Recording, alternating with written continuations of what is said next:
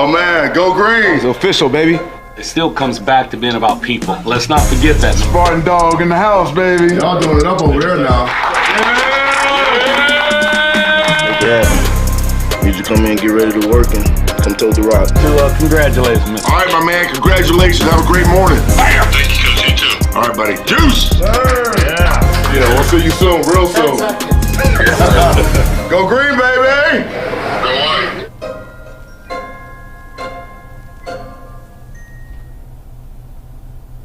And welcome to another episode of the SD4L show. I'm Justin Thind, and today we're joined by my colleague at 24/7 Sports, our MSU site Spartan Tailgate, Corey Robinson. Corey, thanks for joining us today for National Signing Day. Big day for us over there at 24/7. Yeah, it's definitely a big day, but I mean, it was as smooth as we could ever hope. Everybody that was supposed to signed. The targets that we expected to possibly come did, and everybody was done by 2 p.m. before 2 p.m. So that's about as good as we could hope for what was anything except an easy year of recruiting. Yeah, that's a good point. They had 15 commits as of last night, and all 15 of those 14 commits publicly as of last night, and we were expecting one more to join the fold today that we'll get to here. And all 15 of those total guys did end up signing out of the high school and JUCO ranks. A couple transfers joined the fold, which we'll talk about after we get through the high school and JUCO guys. But it's, like you said, pretty uneventful day in terms of negative drama. For some schools, even some big schools, they didn't have all their guys signed today. They had some guys flip elsewhere. So it was pretty relaxed in terms of any sense of us having to check around of, why has this letter not come in, or what's the delay here, and that was all good like that. But I guess what was just your overall takeaway of the class as a whole? I mean, we'll get into positional strengths and things like that. I know the trenches are one of them, but just, I guess in a couple sentences, just what do you see when you look at this Michigan State class? Yeah, I think as a class as a whole that, some people had some expectations in the summer where maybe it didn't hit on all of those guys, but nobody's ever going to hit on all those guys, whether you're Alabama or anybody.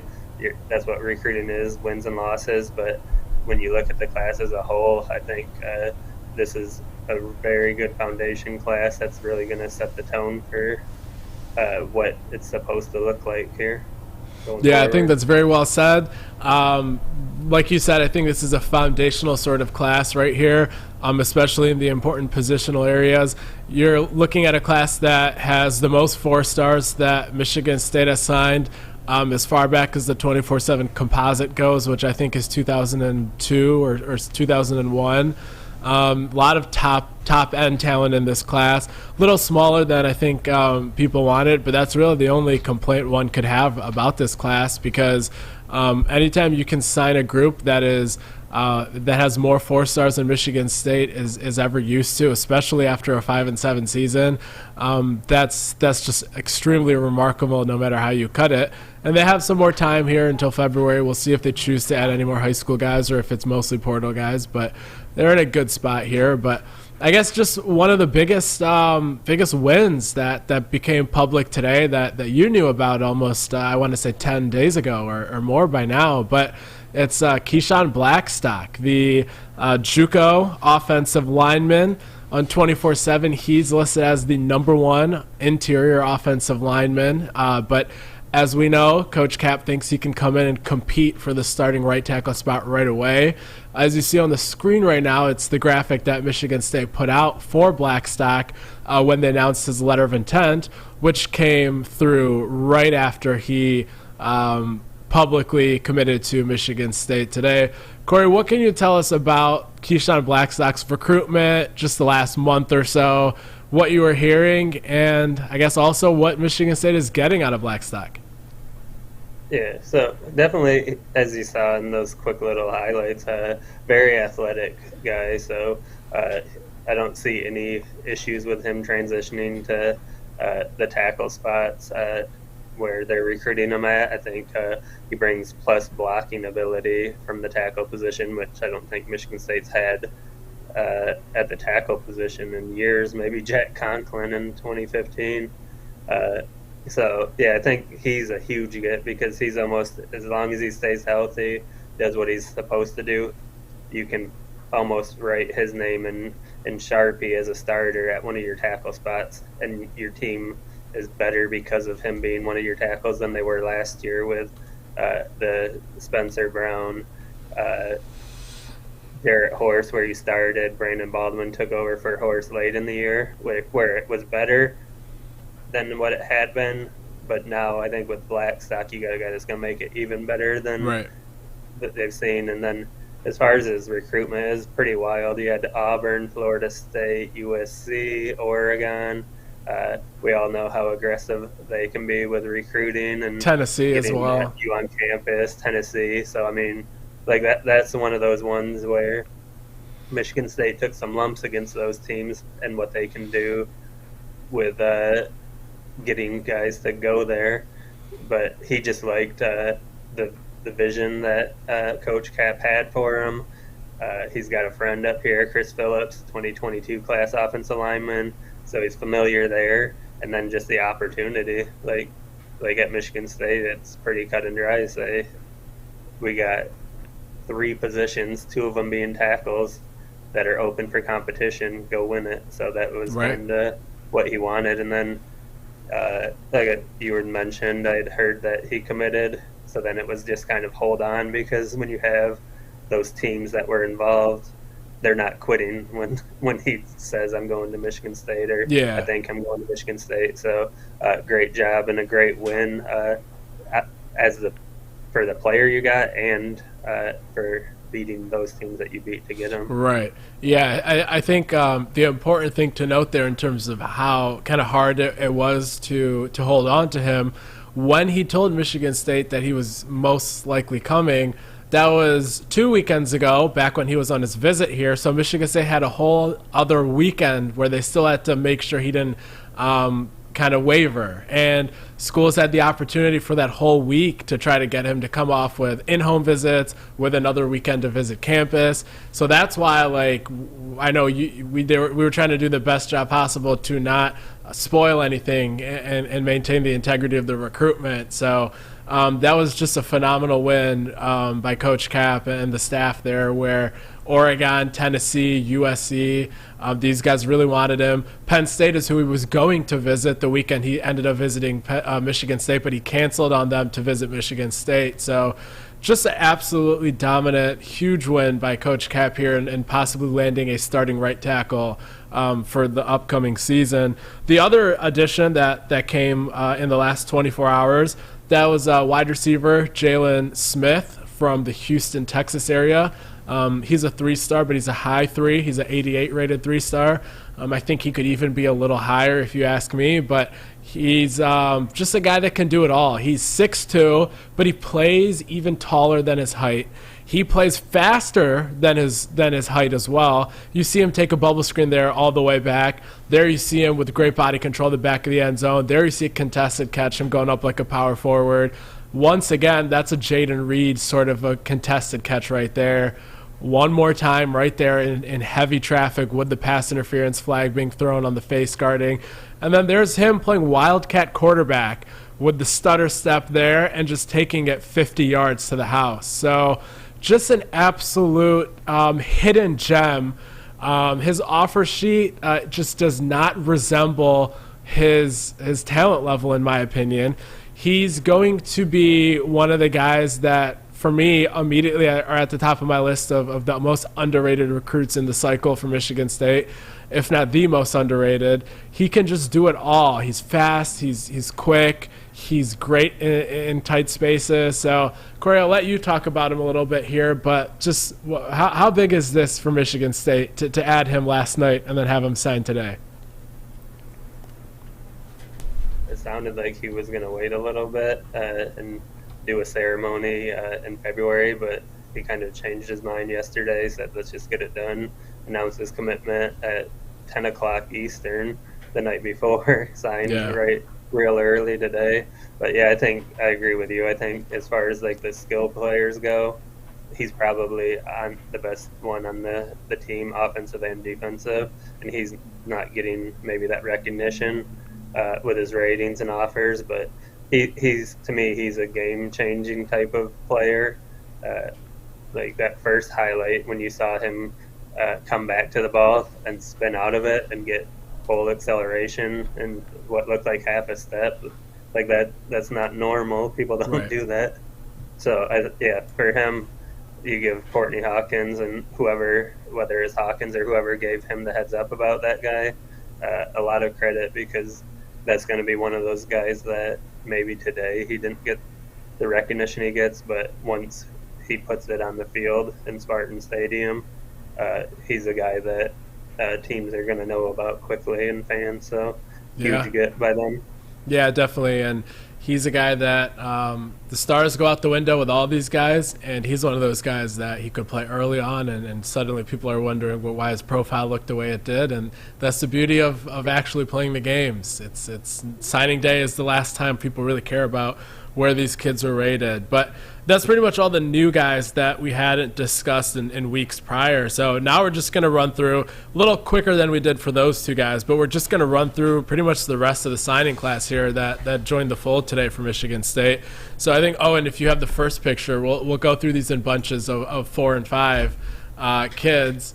So first, just looking at the 4 up top there, there's the first thing that sticks out to me: By Job, Andrew DePape, Jordan Hall, Jalen Thompson. 3 of those 4 guys are defensive ends. And that's one of the key takeaways that we have here. Corey wrote an entire article on the trenches today and how Michigan State did a great job in that regard there.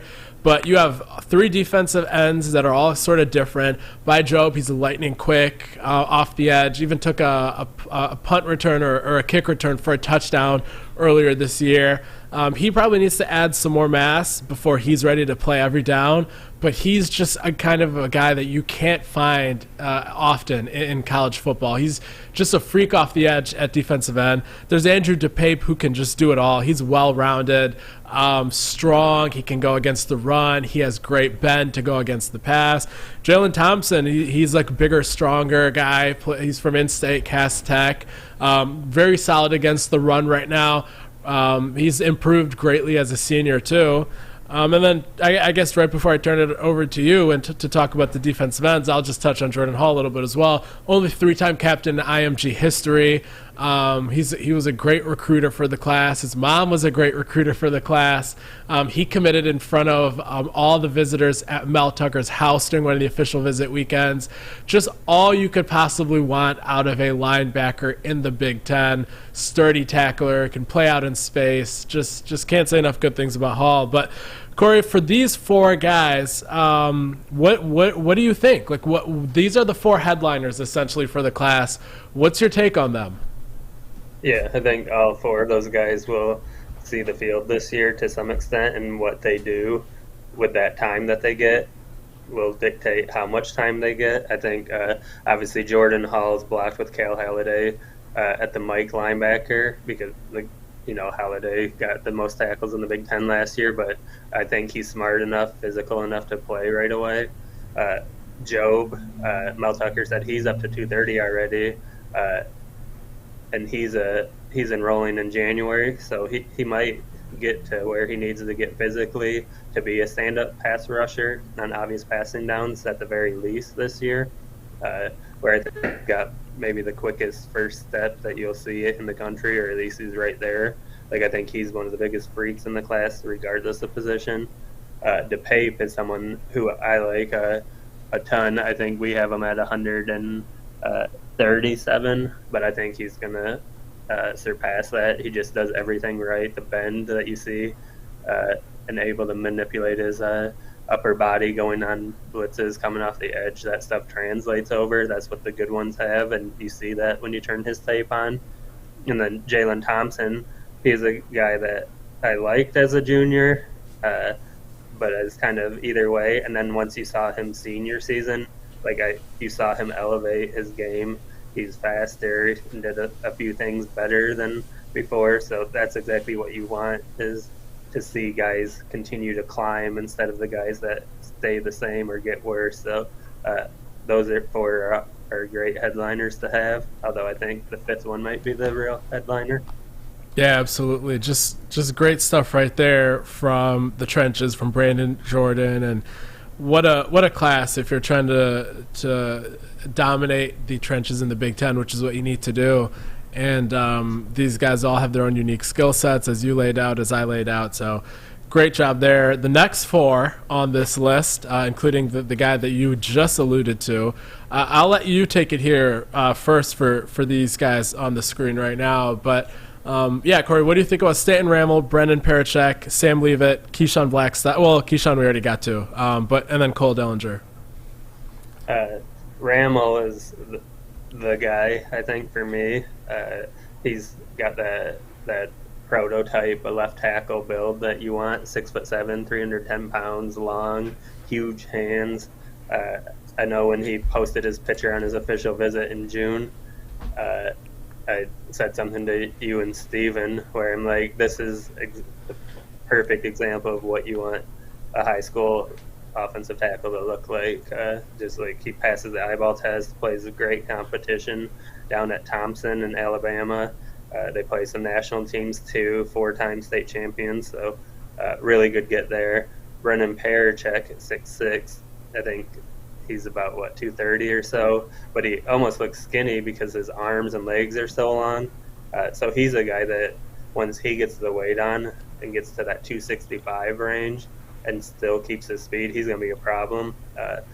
You and I talked privately about him, saying he's probably the best pure tight end they've had since Josiah Price, which he graduated in 2016. So there's been a gap there of not getting the production. So he's a guy that you give a year or two to get stronger, and he can do a lot. Sam Leavitt, the quarterback, I know you and I are both really high on him as we saw the film, and I mean, flips. He can take off and run, but he's still a pass guy first, and then Cole Dellinger is just an intelligent interior offensive lineman that you can see playing center at the next level and being kind of a leader and quarterback of the offensive line. Yeah, this very well said for all those guys. I know Sam Leavitt was somebody that I was just jaw-dropped over at where he was ranked at the time, and we don't really blame the rankers there because the offer sheet was the same way, just as underrated as his ranking. But when you get a chance to sit down and actually see what he did as a senior, just a phenomenal talent. Guy can run with the best of them. He can throw the ball 60 yards in the air with just a flick of a wrist, tight window accuracy, just everything you want out of a quarterback. And I think Michigan State got an absolute gem there with him. Stanton Ramel, all that needs to be said, he's Michigan State's best offensive tackle commit in 13 years. Signee, I should say, as Auburn and Tennessee and some of these guys, Penn State, were trying to poke around and change that, but he never wavered. Just a guy that's going to be a huge piece for Michigan State's offensive line the next several years. And like you said, Brendan Parachek, a do-it-all kind of guy. Alan Trieu, who I have coming on later on in the show, he has a pro comp for him of Dallas Goedert, the Eagles tight end. So love to see that. I think that's very accurate there. And Cole Dellinger, he's going to be a guy that can play all three positions in the interior offensive line pretty solidly, pretty well.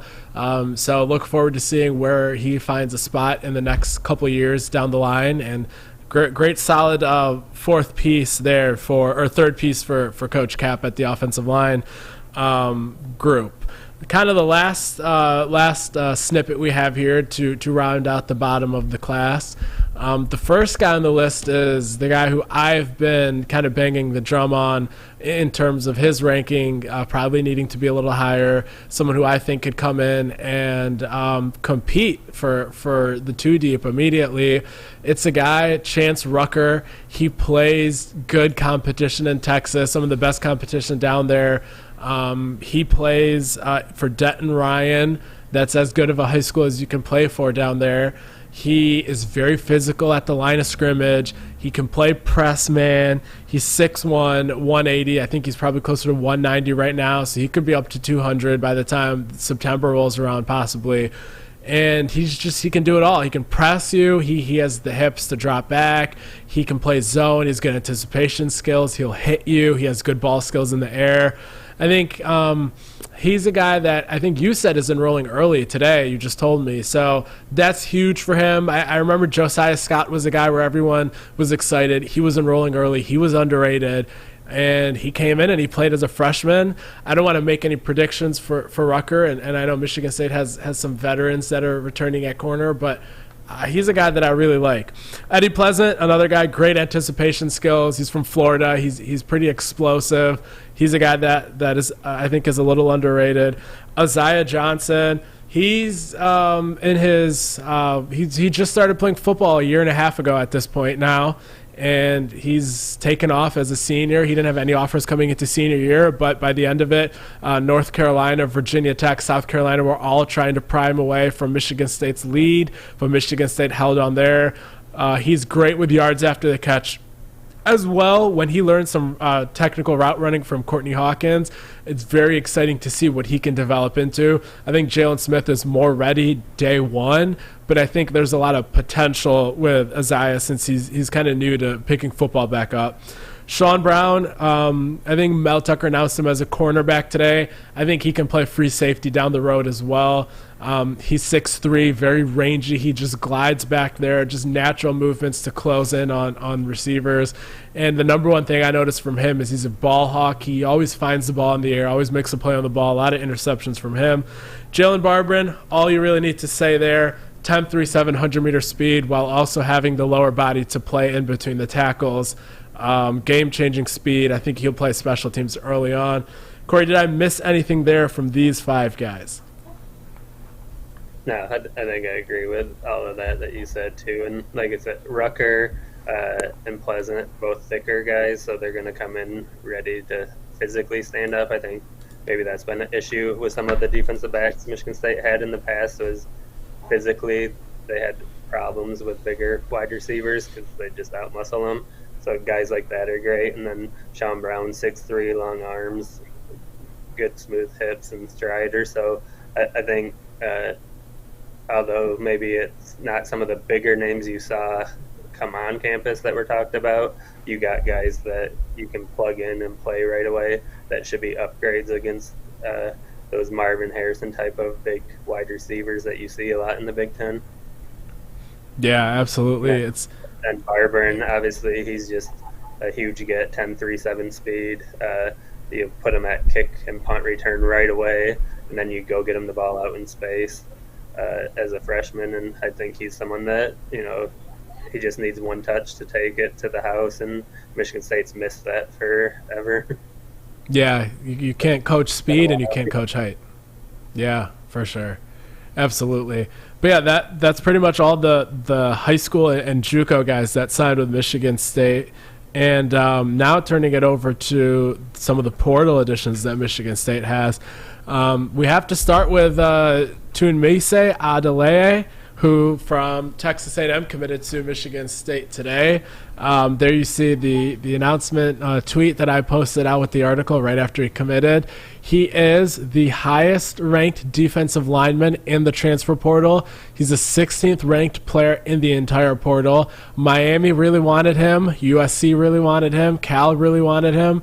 Others did too, but they kind of felt that Michigan State's connection with Tunmise and Brandon Jordan was just one that was probably going to be a sure shot win for Michigan State.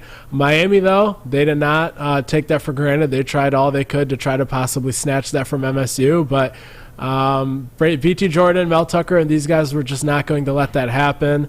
And Corey, what do you see from Tunmise in terms of what he can do when he lines up in the defensive formation? Yeah, that's a huge get to me because he's a guy that can play inside at defensive tackle. You can move him outside to defensive end. Kind of reminiscent for people that remember Lawrence Thomas, where he just moves faster than people that size should move because he's 295 pounds, I think, now. And so if you're if I'm the defense coordinator, Scotty Hazelton, and I'm playing Michigan, Iowa, some of those running teams, then I'm lining him up at strong side defensive end all day and letting him kind of control that edge. And then against maybe the pass-happy teams like an Ohio State or whatever that's not necessarily going to be very physical, that's where you stick him inside at D tackle and just let him blow up the middle of the play and kind of disrupt it so the quarterback doesn't have as much time to get there. But, yeah, I think BT, Jordan, he gets all the credit for this one. I mean, obviously there's other coaches, but I know you did a good job highlighting how far back their relationship goes. And then his trainers and his family and him himself, obviously, too, just realize that he's got a ton of untapped potential and physical gifts that you can't teach. So to be able to have someone like Brandon Jordan put all those pieces together is going to get him where he wants to go, which is being in the NFL and successful. Yeah, for me, the body comp, obviously it's premature to say this because he's an NFL Pro Bowler, I believe, but body comp-wise, he kind of reminds me of Jeffrey Simmons, who's on the Titans. He played at Mississippi State. He was one of those 6'4", 290 kind of guys that was like a 3-4 defensive end, so in an even front, you could really put him in either spot. And he's a guy that it'll be interesting where he plays more of his snaps because he has the agility as a defensive tackle to be a big problem for guards, but he has the strength for offensive tackles to struggle with. So I think Miami, you said, was recruiting him as a defensive end. I think he played more of defensive end at Texas A&M, but I think Michigan State can really put him at either spot. So the options on the defensive line are going to be very exciting next year, that's for sure. I think before you go on, too, is I think you can start putting, like you watch your big NFL guy, where you see in the NFL the defensive line is almost becoming positionless. Right. Where you could say, all right, I want to put Tunamis and Zion Young on the left side and just overwhelm them with power. Right. Or something like that. Or you can go take two edge rushers and put them on the same side of the field and just kind of overwhelm that side of the line. I think that's where you're kind of starting to see Michigan State get to, which obviously makes a lot of sense because Brandon Jordan's trained all of these guys. He knows what he's looking for, body type and twitch and all of that. So I think we're getting closer to almost like a positionless defensive end outside, or defensive line outside of obvious situations where like Job's never going inside. But. Right.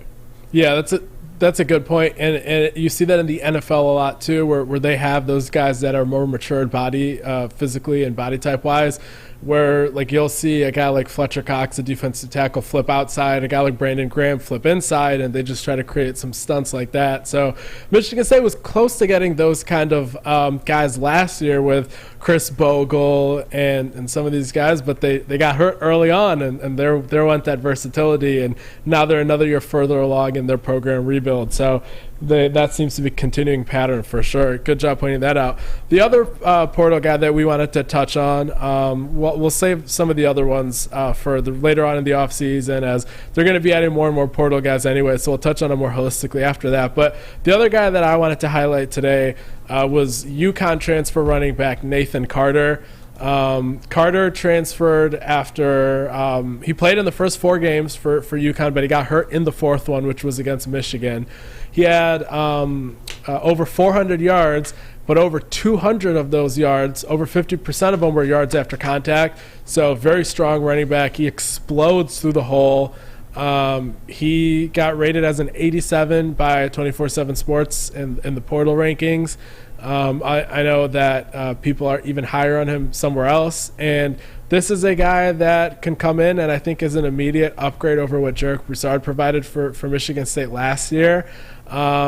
I don't know exactly what the pecking order will look like at running back, because one of the other ones that we'll get to later on in the next few episodes is Jaron Mangum, who joined from USF, who was at Colorado with Mel, and he's obviously the former the in-state kid that Antonio staff recruited. So there's going to be some options here, and maybe even possibly another addition, but there's just guys that have experience. There's guys that have skill sets that complement each other. And we don't know what's happening with Elijah Collins and maybe some other guys. But, Corey, what do you see this pickup meaning for Michigan State?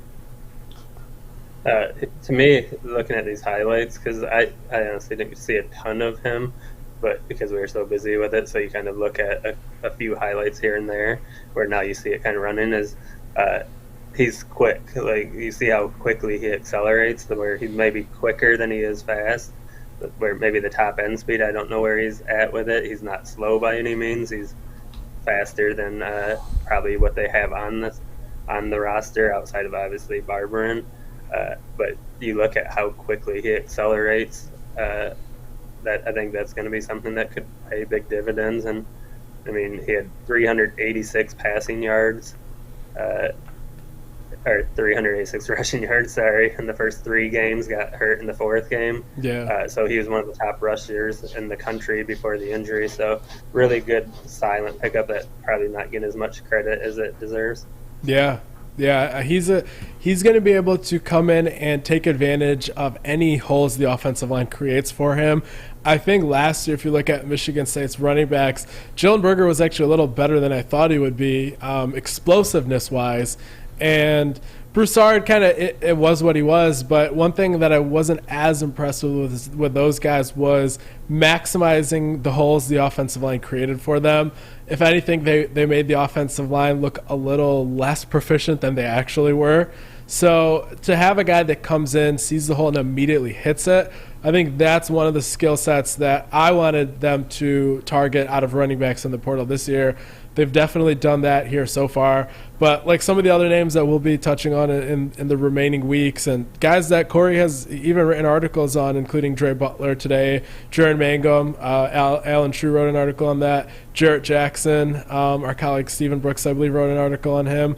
So Tyneil Hopper, the tight end from Boise State, Samar Melvin, cornerback from Wisconsin, Jalen Franklin, tight end from Wisconsin. So just so many guys that we're going to be touching on here in the coming weeks. But just a great job by Michigan State adding depth at various positions.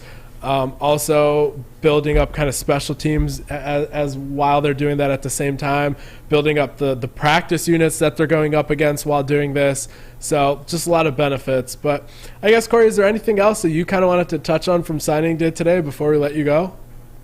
No, I know you guys have Alan coming on, so I can step away. I think we'll come back on later in the year to break down just the impact of how different the team is going to look size-wise next year, especially on that defensive line and offensive line. It's pretty crazy to think. Yeah, definitely. And before Corey goes, Owen, do you have the graphic of just kind of some of the work we've done here today in just the last 24 hours? So those are just some of the links of where you can read the work that we've done recently here. A lot of articles by Corey there, especially the profiles that you see there. The offensive line, defensive line piece that I hinted at earlier. The one sentence scouting report summaries that I did, a kind of unique thing where I tried to cater to people that aren't as into the lengthy breakdowns. Corey's Jordan Hall profile, so you can see what Michigan State's getting out of that great linebacker from IMG Academy. Corey's article on Keyshawn Blackstock, Dre Butler, the Brendan Parachuk profile that Corey dropped this morning as well. My quotes in my conversation with Jalen Smith last night in terms of why he chose Michigan State. Just all sorts of articles there. Go ahead and check out the work that all of us have been doing. Corey and I, Alan Trieu, Stephen Brooks as well. So definitely go check all of those things out. Corey, we really appreciate you making the time to join us. I know it's been a hectic past few weeks, I should say, and especially culminating today. So really appreciate you stopping by. Yeah, anytime. It'd be nice to fall asleep and not worry about my phone potentially lighting up and missing something. It'll be a more peaceful sleep tonight. Yeah, that's for sure. Definitely echo that sentiment. So this has been great, and we'll have Corey back on soon for sure as we talk about the moves that they make for the rest of the roster for sure. So, Owen, do we have Alan with us right now, or are we still waiting for a few more minutes? Yeah, we got him. Just give me a second. Yeah, no worries. But yeah, as you kind of saw there, talking to Corey, Michigan State, smaller class than maybe you would have expected them to have landed back when it was the summer. But they have so much top-tier talent. And We got them on now. speaking of top-tier talent, we have the legendary West Michigan stand-up comedian Alan Trieu joining us today. But he's more probably known for his pickleball skills. And he does a little bit of recruiting as a third sort of thing that he's known for. So, Alan, what's it been like for you today? I know you've been a star on television. Thanks for stepping down to our show here as well. It's been something. I'm on the air at Big Ten Network, but I'm still following tweets. I'm still trying to publish stories. And so whenever the other guys are talking, that gives me about a minute or two to try to get things done. So it's busy start to finish. It actually feels nice to just pull over to wherever I'm at, the village of Douglas here, and talk to you guys. This is the last thing I have to do. Yeah, so we won't keep you because I know how this goes all day long. You're always worried about if anyone hasn't sent in the letter of intent. Is there something happening there? Well, why is the letter not in? People are asking if you're hearing anything with last-minute surprises, all that. So you've been a great resource for Michigan State fans, for myself, Corey, and the team at Spartan Tailgate. So we couldn't thank you enough for all the work you do, but kind of just touching on the overarching takeaways before we get into any specific players. When you think of the 2023 Michigan State recruiting class, Alan, what are some of the bullet points that stick out to you off the top of your head? Well, I know today a big focus, we're talking about how Michigan State finished fourth in the conference, which is a high finish, at 9 composite 4-stars, which is a high number, especially when you consider that it's not a really big class. That's a pretty good percentage right there. And a lot of that class was in fairly early. They stayed committed here. But I think that this class may be remembered for me on how these guys turn out at the end. I think the staff's done a good evaluation job of finding the Sam Levitts and the Jalen Barberins and the Jalen Smiths. And if those guys hit, then I think it gives Michigan State fans a lot of confidence in this coaching staff that they can recruit top of the board guys like By Joe, but they can also go out west and down into Texas and find some guys that might be a little bit under the radar. Yeah, that's very well said because they got a lot of those highly talented guys like the By Jobs of the world early on. Then they kind of missed on some of the guys they thought they might be able to flip, and not to fear really. They kind of just went ahead and they grinded the tape and they got some of these guys that you mentioned there. But how about some of the guys that have been on your radar for a while, guys from the Midwest? What can you tell us about, I guess, first, what you think Michigan State's getting out of the following players, how maybe Michigan State won them over, and maybe even a player comp? So we'll start first with Andrew DePape. Yeah, so he committed right about the second signing day last year. So he's been in for a long time. And prior to that commitment, you heard a little bit about Michigan State, but it wasn't like, hey, Michigan State's leading for this guy for a long time. It kind of came on suddenly. I do think Brandon T. Jordan had a lot to do with that one. And I do think that he felt like he fit the mentality that they play with on defense and what Mel Tucker and that defensive staff was building. So that was a surprise. We thought for a minute that it might be Michigan. Nebraska was starting to make some inroads. He was really interested in Washington, wanted to go out there and visit them. And so I think that was a really good recruiting job by Michigan State. And then some people thought, well, he kind of made a quick decision. Maybe he's not going to stick with it. And then he very much stuck with it. Really, really good player. We thought so already at the time that he committed. And I thought his senior year, you want to talk about some guys in the class that progressed from their junior year to senior year. I thought he made one of the bigger jumps to where he was I think he was dancing around the 200 mark and moved way up closer to the top 125 for us. My player comp for him was Max Crosby. That may be shooting a little bit high. I know he likes that one.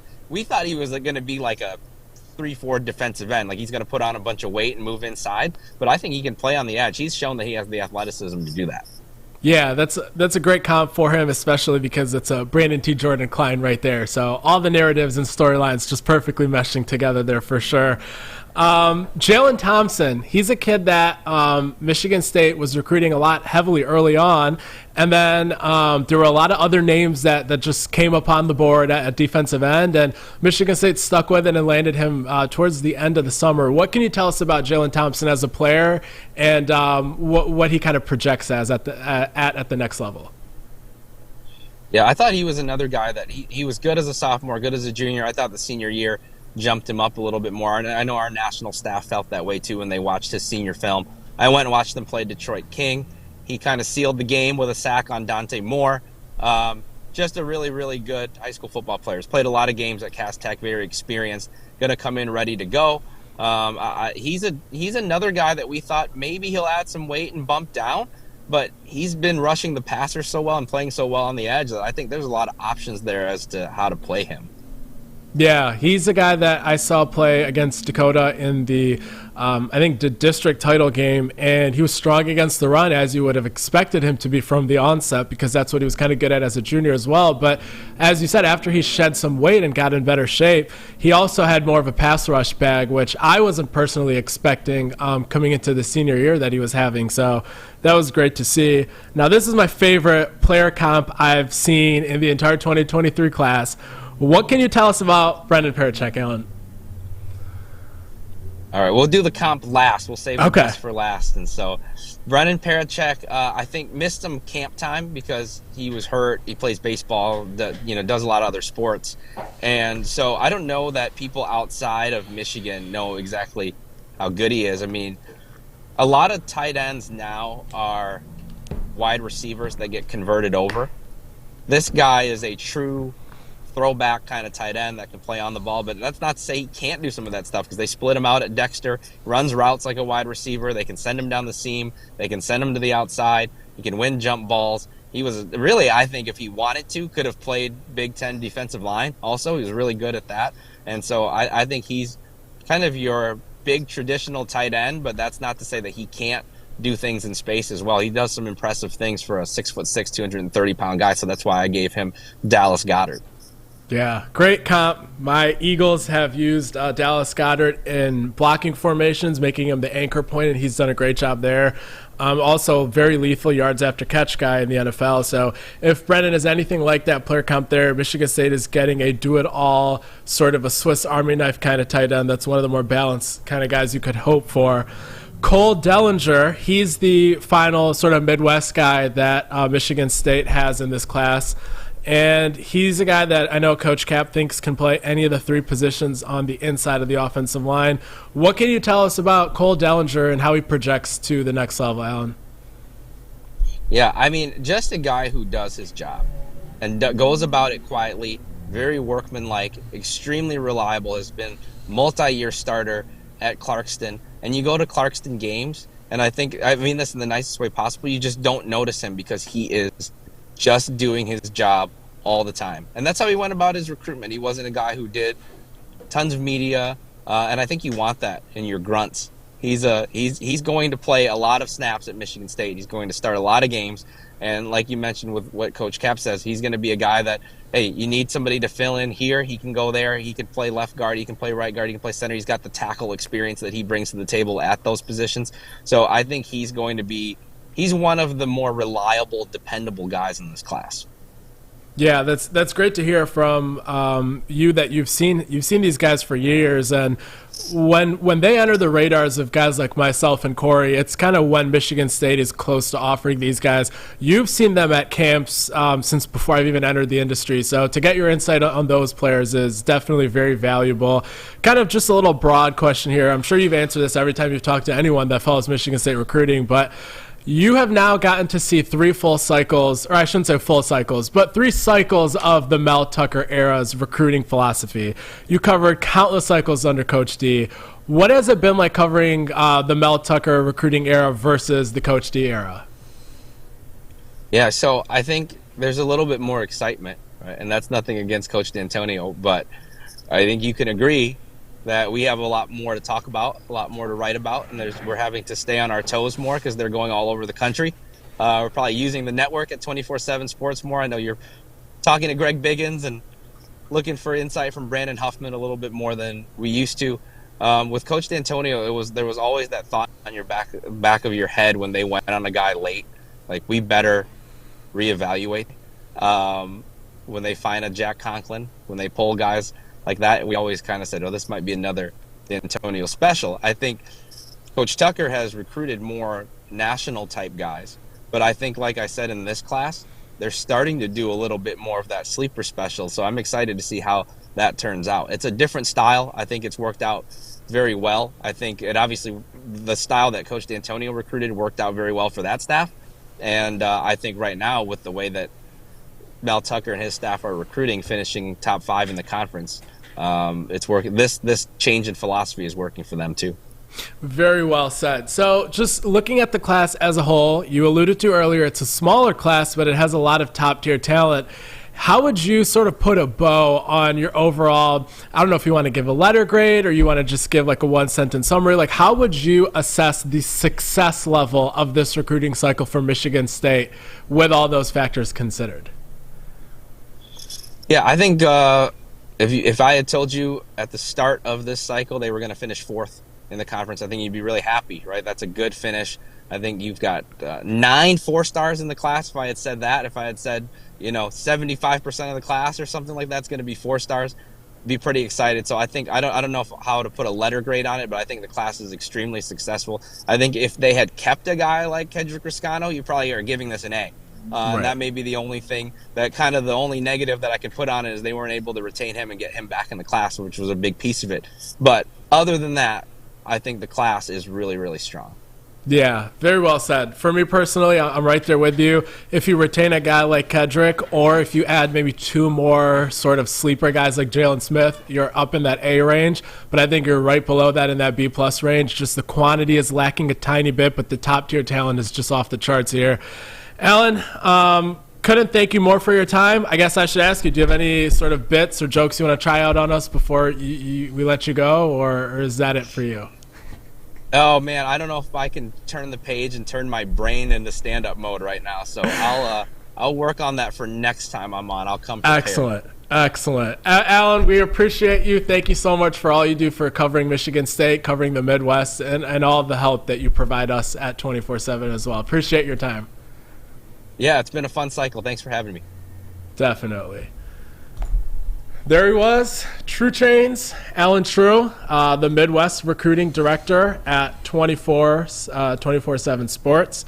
Very well said there by Alan. There's a talent level here that Michigan State has that even despite having only 15 signees today, they still landed 4th in the Big Ten. If you look at average rating, they're 3rd in the Big Ten behind only Ohio State and Penn State, even ahead of Michigan by just a hair.